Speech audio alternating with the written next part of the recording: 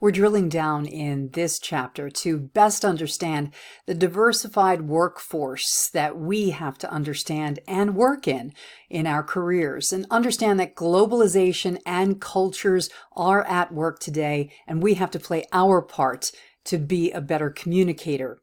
From Starbucks to Burger King, companies large and small have overseas ownership and influence. And through the details in Chapter 3, and the assignments in this chapter as well, and our special guest speaker will understand how culture plays a part in the business world.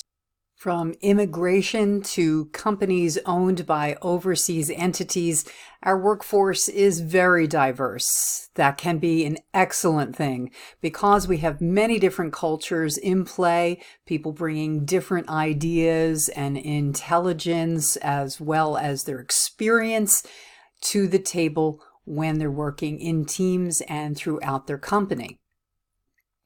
Culture is something that we learn. It's not something that comes naturally. And cultures are logical, dynamic, and it's how we identify ourselves as well as the communities in which we live in many cases. There are things that are very obvious and things in culture that are not so obvious.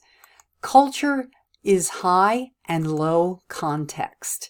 That has to do with how you look at time, as well as how individuals and groups are viewed and how you communicate. Also, power distance is something that plays into culture as well.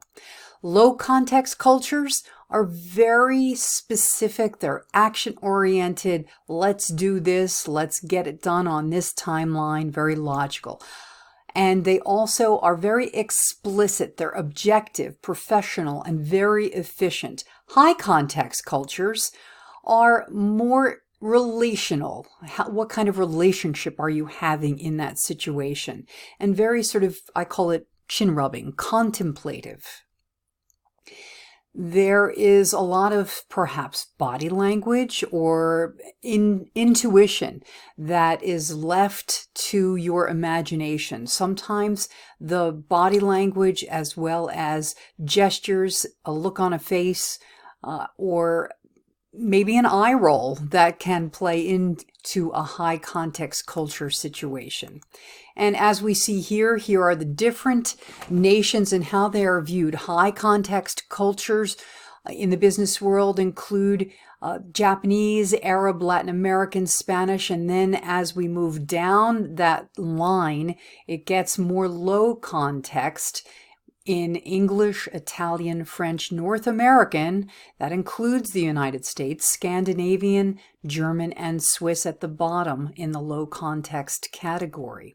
You'll see here the differences in low context and high context cultures in terms of individualism and how people work together in a team or a group. And you can read more about this in the Chapter 3 material, and we'll hear some of this from our guest speaker coming up.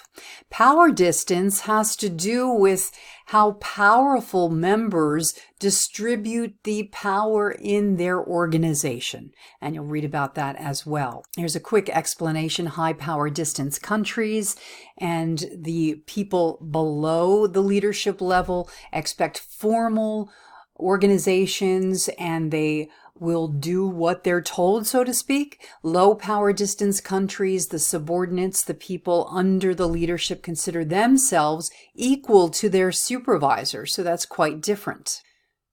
And now we introduce Doug Breskin with us today. He's the key accounts manager at a company called Nelson Miller.